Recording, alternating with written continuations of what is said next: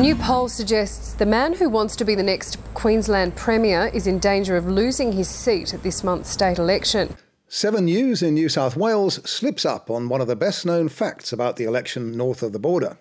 You can't lose what you don't have, and LNP leader Campbell Newman doesn't yet have a seat in state parliament.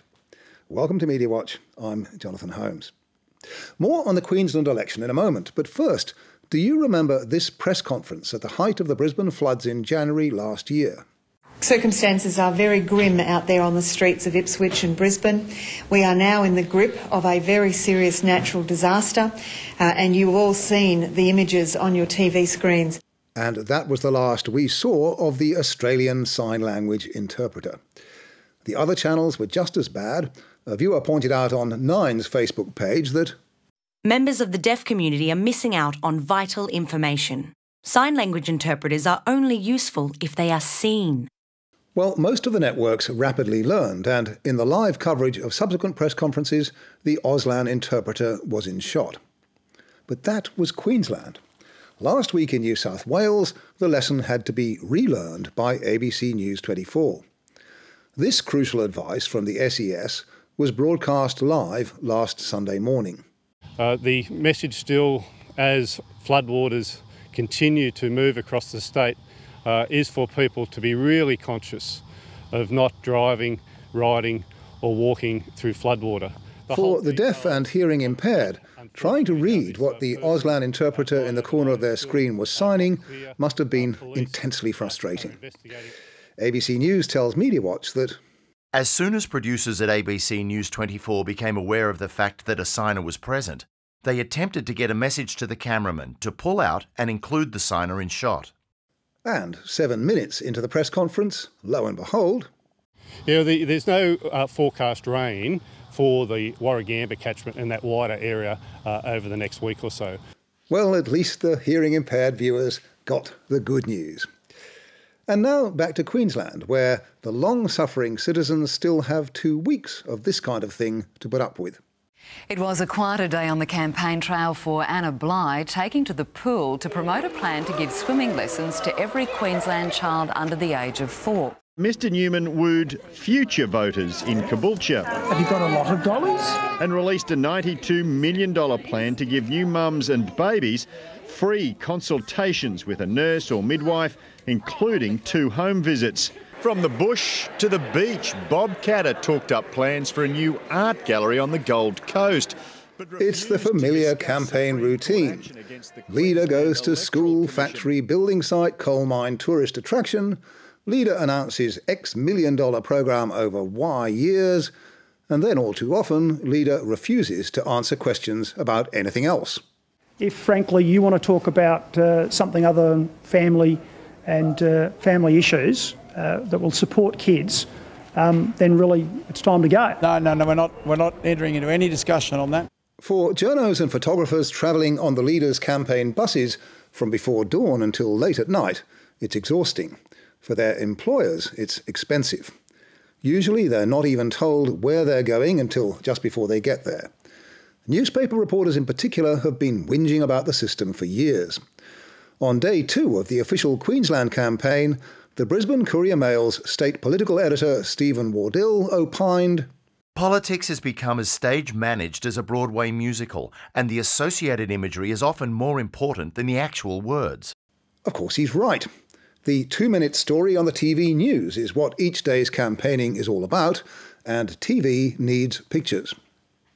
But 12 days ago, the Courier-Mail, by far Queensland's biggest-selling newspaper, declared it had had enough. Get real. Why Queenslanders deserve a better campaign. In a scathing front-page editorial, editor Michael Crutcher dished it out to both sides. Ms Bligh has been fishing in the Gulf, sweated through a fitness class and taken fun videos of travelling journalists. Mr Newman has cleaned graffiti from walls, driven a tractor through cane fields and sorted through recycling products. And they have avoided the issues that Queenslanders want discussed before the March 24 election. So the paper was going to examine the issues anyway, declared Crutcher. We will get off Ms Bligh and Mr Newman's secretive bus and plane trips and divert our journalists and photographers into more important coverage. It's what the poor saps on the campaign buses have been longing to do for years, but their editors have never before plucked up the courage. Mind you, not all the Courier Mail's alternatives seem that much more useful. For example, there is Trent Dalton's Sunshine Express.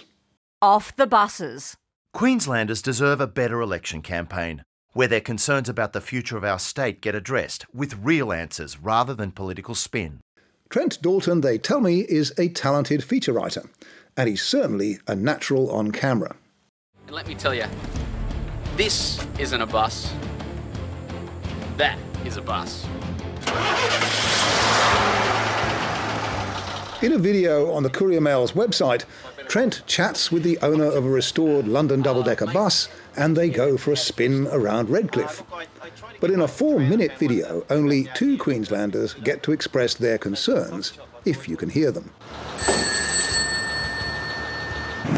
I really think that public transport needs to be more accessible and cheaper for people. Dalton's fledgling attempts at video production might not be making the grade, but he has been talking to a lot of Queenslanders and reporting their views in the newspaper. And in terms of good old-fashioned scoops, the Courier Mail hasn't done badly either.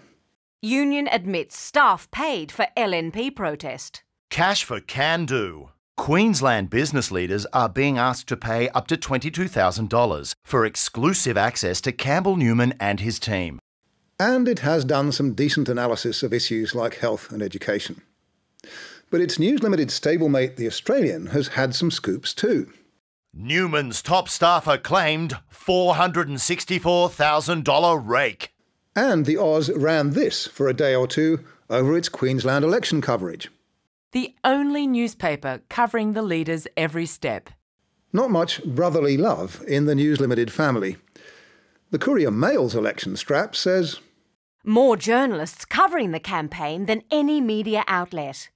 True enough. In fact, say reporters from rival outlets, the Courier Mail has so many journalists they should be able to cover the buses and do everything else as well. One told us that it really makes no sense whatsoever. They certainly run the risk of missing something. In many campaigns, there are things that happen instantly that, if you're not on the bus, you'll miss altogether. Well, they haven't missed much so far, and it's a risk Michael Crutcher says he's prepared to take. He told Media Watch, the nature of tweeting from journalists about daily happenings on the buses has only reinforced the reasons behind my decision. For example, here's a tweet from Bridie Jabbour of Fairfax Media's Brisbane Times. I gained 2 kilograms on the Bligh campaign trail last week, and now on the Newman bus, I've been handed lemon slice. Wouldn't want to miss that, would you? Good on the Courier Mail, I say. And from unaccustomed plaudits for News Limited, let's go to more serious matters at Fairfax Media. In his now celebrated attack on squillionaire mining magnates in the current edition of the monthly magazine, Treasurer Wayne Swan made particular mention of the foray by Australia's richest person, Gina Rinehart, into Fairfax Media, reportedly in an attempt to wield greater influence on public opinion and further her commercial interests. The Treasurer was talking, of course, of coal and iron ore magnate Gina Rinehart's 2-stage buying spree of Fairfax Media shares. She's now the company's biggest single shareholder, with around 12% of its stock. Last Wednesday, the Australian Financial Review, owned of course by Fairfax Media, carried this story on its front page. Rinehart seeks seat at Fairfax. Australia's richest person, mining billionaire Gina Rinehart, asked for a board seat at Fairfax Media when she visited the company's offices in Sydney yesterday. The Fairfax board is believed to be considering its options. On the very same day, the Fin Review launched a ferocious editorial at Wayne Swan. The Treasurer literally has lost the plot. Well, not literally, folks. Losing the plot is a metaphorical expression, and that's surely how you meant it. But quibbling aside, the Fin didn't mince its words. Wayne Swan has spent the past few days indulging in a belligerent and almost incoherent rant against some of the entrepreneurs who are helping drive the national income to unprecedented heights. Readers might have been tempted to connect the dots, especially as reprehensibly the editorial didn't mention Mrs. Rinehart's relationship with the newspaper. But people who jumped to the conclusion that her influence was behind the editorial should have a look at Fairfax Media's coverage of the Rinehart family last Saturday. Front page in the Sydney Morning Herald. Rinehart row bursts into the open. And front page in The Age. Emails expose bitter feud over Rinehart fortune. Bear in mind, Mrs. Rinehart has spent a lot of money in the courts trying to keep her family business private. These are headlines she certainly doesn't want to see. As for the Australian Financial Review, it was the front page lead. Inside Rinehart family feud.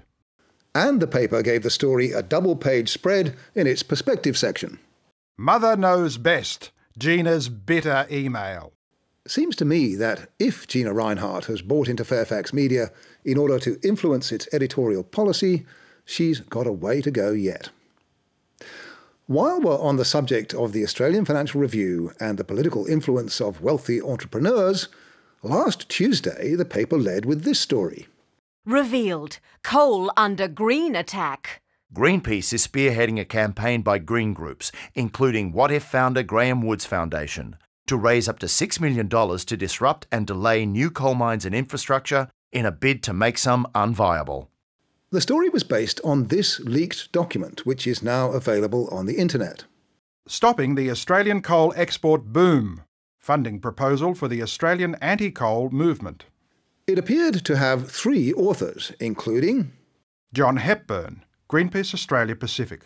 And Sam Hardy, Graham Wood Foundation. That seems to have been the basis for the Finns' claim that Wood's foundation was involved in the project, even though, as it admitted near the end of the article, Graham Wood could not be contacted for comment. But the document was a draft, not a finished product. And in a follow-up story next day, the Finns' Marcus Priest reported that Greenpeace's drive to attract funding for its anti-coal campaign has not been successful. What If founder Graham Wood was approached without any luck, even though a consultant to his private foundation, Sam Hardy, was named on the front of the leaked document. Mr. Hepburn said Ms. Hardy was included in the project to attract Mr. Wood's attention. John Hepburn of Greenpeace tells MediaWatch that Sam Hardy did not approve the use of her name on the document that was leaked. And Graham Wood tells us that whatever her involvement in the project as a freelance consultant, she wasn't acting on behalf of his foundation. It seems he's told the Fin Review the same thing. In Saturday's paper, in the usual modest position at the bottom of page 2, it published an apology to Mr. Graham Wood AM. Graham Wood has informed us, and the Australian Financial Review accepts, that neither he nor his foundation has had any involvement in that campaign. Oh dear. Dodgy business, taking on these political squillionaires. As always, you can download podcasts, read transcripts, watch the programme again, or leave a comment on our website. Until next week, good night.